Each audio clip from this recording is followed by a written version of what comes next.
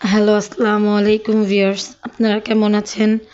আলহামদুলিল্লাহ, আল্লাহর অশেষ রহমতে আমরাও ভালো আছি আপনাদের দোয়ায়। প্রতিদিনের মতো আজকেও ব্লগটি শুরু করলাম। আশা করি আপনাদের ভালো লাগবে।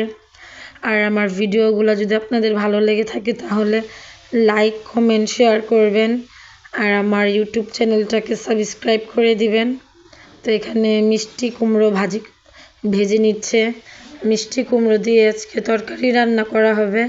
এই জন্য মিষ্টি কুমড়োগুলো সব সুন্দর করে একটু লালচা লালচা করে ভেজে নিচ্ছে। এভাবে যদি ভেজে নেওয়া হয় তাহলে কিন্তু তরকারিগুলো অনেক মজা হয়, অনেক টেস্টি হয়। আর দেখুন ভাজা অবস্থায় দেখতে কতটা সুন্দর লাগছে, মাশাল্লাহ। খেতেও কিন্তু তেমনই দুর্দান্ত, অনেক মজা। তো অনেক সময় নিয়ে এগুলো আস্তে আস্তে ভেজে নিচ্ছে। সাথে মাছগুলো ভেজে নেওয়া হয়ে গিয়েছে। তেলাপিয়া মাছ দিয়ে মিষ্টি কুমড়ো রান্না করা হয়েছে। আর অনেক অঞ্চলে কিন্তু মিষ্টি কুমড়ারে কদু বলা হয়, প্রায় অনেক অঞ্চলেই মিষ্টি কদু বলে। আর এখানে সিম সিদ্ধ করা হয়েছিল আর ভাতও বসিয়ে দিয়েছে। আর এই তো কড়াইতে পরিমাণ মতো পেঁয়াজ আর তেল দেওয়া হয়ে গিয়েছে। তেলটা হলো যে এখানে মাছ ভাজা হয়েছে না, যে তেলে মিষ্টি কুমড়া ভাজা হয়েছে ওই তেলটাই পেঁয়াজ দিয়ে দিয়েছে। পরিমাণ মতো আদা আর রসুন বাটা দিয়ে দিয়েছে। দিয়ে এখন হলুদ গুঁড়ো আর মরিচ গুঁড়ো পরিমাণ মতো দিয়ে একটু কষিয়ে নেবে। তো মরিচ গুঁড়োটাও দিয়ে দিয়েছে। দিয়ে হালকা পরিমাণ একটু পানি দিয়ে এখন সুন্দরভাবে হালকা কষিয়ে নেবে। আর অন্যদিকে তো টমেটোর চাটনিও বানাবে সাথে, এই জন্য টমেটোটা সিদ্ধ করতে বসিয়ে দিয়েছে। কোনো পানি না, কিন্তু এমনি টমেটো আর লবণ দিয়ে সিদ্ধ বসিয়ে দিয়েছে। আর এদিকে মশলা কষানো হয়ে গিয়েছে, এই জন্য মিষ্টি কুমড়োগুলো দিয়ে দিয়েছে। মিষ্টি কুমড়ো দিয়ে কিন্তু বেশি নাড়া যাবে না, সাথে পরিমাণ মতো ঝোলও দিয়ে দিয়েছিল।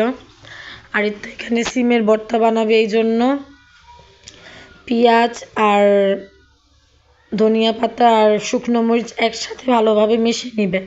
কারণ সিম ভর্তার সাথেও দিবে, আবার টমেটোর চাটনির সাথেও শুকনো মরিচ আর পেঁয়াজ এইভাবে মেখেটা ওখানে দিয়ে দিবে।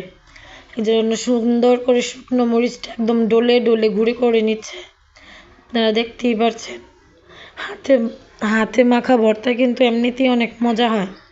এখন পেঁয়াজটাও স্বাদ একদম মুচড়িয়ে মেখে নিবে, একদম ভালোভাবে, যেন পেঁয়াজ কোনো আস্ত না থাকে, একদম সবগুলো একসাথে মিশিয়ে নিতে হবে। এখন এই তো ধনিয়া পাতাগুলো দিয়ে দিচ্ছে। ধনিয়া পাতাটা দিয়ে ভালোভাবে মেখে নিবে। অনেকগুলো ধনিয়া পাতাই কিন্তু এখানে দেওয়া হয়েছে, আপনারা দেখতেই পাচ্ছেন। আমার থেকে এইভাবে ভর্তা বানালে, আমি তেমন ভর্তা খাই না, বাট যখনই খাই মানে মজা লাগে, অনেক মজা লাগে।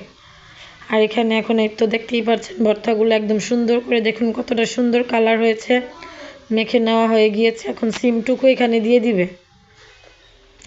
তো সিমটুকু দিয়ে ভালোভাবে চটকিয়ে মেখে নিবে। অনেক সুন্দরভাবে কিন্তু মাখতে হবে, মাখার ওপরেই ভর্তার মজা। এই জন্য অনেক সুন্দরভাবে ভর্তাটা মেখে নিচ্ছে। আপনারা দেখতেই পাচ্ছেন কতটা সুন্দর করে চটকিয়ে মেখে নেওয়া হচ্ছে। সিমের ভর্তা দিয়ে গরম গরম ভাত খেতে কিন্তু অনেক মজা।